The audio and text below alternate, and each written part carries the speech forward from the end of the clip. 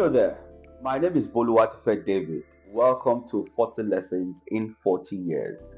Lesson 11. True selflessness is created by selfishness. Now, I know that this topic will create a bit of ruckus in your mind, but please wait along. And by the time I get to the end of it, you will get the wisdom that I'm trying to pass across. Now, whilst I was in university, I attended a conference, and in that conference, somebody spoke to us about the law of selfish season. What he was trying to underscore is that there are certain seasons in your life that you need to be deliberately selfish about how you give your time, your energy, your resources, such that you're able to concert it in a way that helps you to grow and develop so that you position yourself in a place where you can better serve people.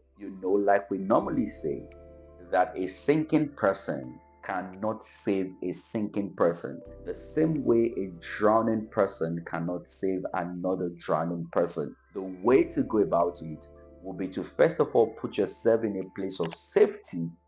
Then you can reach out and save other people. In fact, the reason why a lot of people have not been able to break free and break away from certain patterns in their lives is because they are trying to save others from the same pattern that they are enslaved to.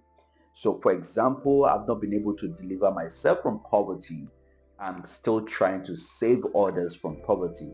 Then there is only so much that we can do from that standpoint. That is the first thinking when we talk about understanding that there are times that you need to practice what we call selfish season. But on the flip side of it is that if we understand the concept of selflessness, then we would understand also that selfishness is a virtue. Let me explain, and I'm going to use the story of Jesus Christ. We all know that God sent Jesus to the world to come and die for humanity. In that sense, we think to ourselves that, oh, Jesus came to this world to die from a place of selflessness. But guess what? If you go through your Bible very well, you will discover that Jesus came on the promise of value. There was something that was in it for him. That means that at the end of the day, he was going to be given a name that is above every other name. The Bible said this way, that for the joy that was set ahead of him, he endured the cross. Now, the more we come into the conscious awareness of the things that are really ahead of us, the more we are able to live our lives selflessly.